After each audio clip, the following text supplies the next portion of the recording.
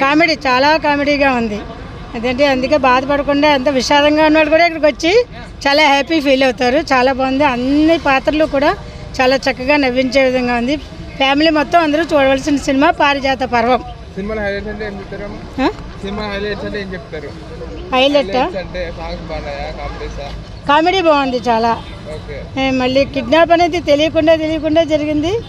పక్కడొక్కడం కూడా చాలా బాగుంది. ఆ కిడ్నాప్ ఎవరైనా సస్పెన్స్ చివరి వరకు కూడా ఆ రకంగా ఎవరిని చేశారో తెలియకుండా అందరికీ సస్పెన్స్లో పెట్టింది కామెడీ ఇది కిడ్నాప్.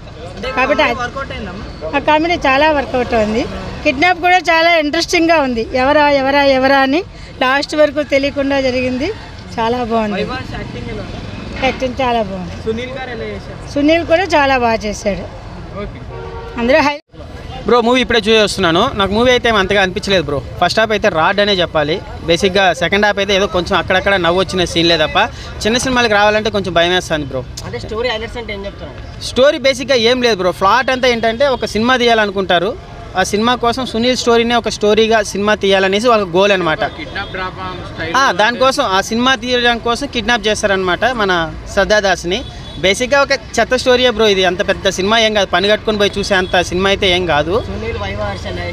సునీల్ గారు కూడా విలన్గా చేసుకోవచ్చు కదా. పుష్ప రేంజ్లో పెట్టుకొని ఇలాంటి చిన్న సినిమాలు తీసుకుని ఎందుకు ఆ పరువు తీసుకుంటారు అనిపించింది.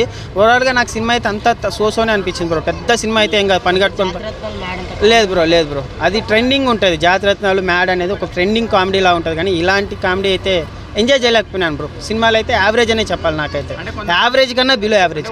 మంచి ఎంటర్టైన్మెంట్ ఉందంటున్నారు. ఏం లేదు బ్రో. అంత కామెడీ ఆ కామెడీకి అయితే నాకైతే నవ్వు రాలేదు. నాకైతే డిసప్పాయింట్ అనే చెప్పాలి. భయం వేస్తుంది అసలు. సినిమాని చిన్న సినిమాలకు రావాలంటేనే భయం వేస్తూ ఉంది. ఆ హీరో ఎలా ఒప్పుకున్నాడు? సునీల్ హీరోనా లేకపోతే వాళ్ళ హీరోనా? కామెడియన్లా?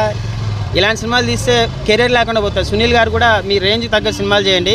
ఇలాంటి కామెడీ సినిమాలు చేయకండి. సినిమా అయితే నాకైతే ఓవరాల్గా ఆ కామెడీ కూడా ఎంజాయ్ చేయలేకపోయినానన్న. రాడి సినిమానే చెప్పాలి. Thank you.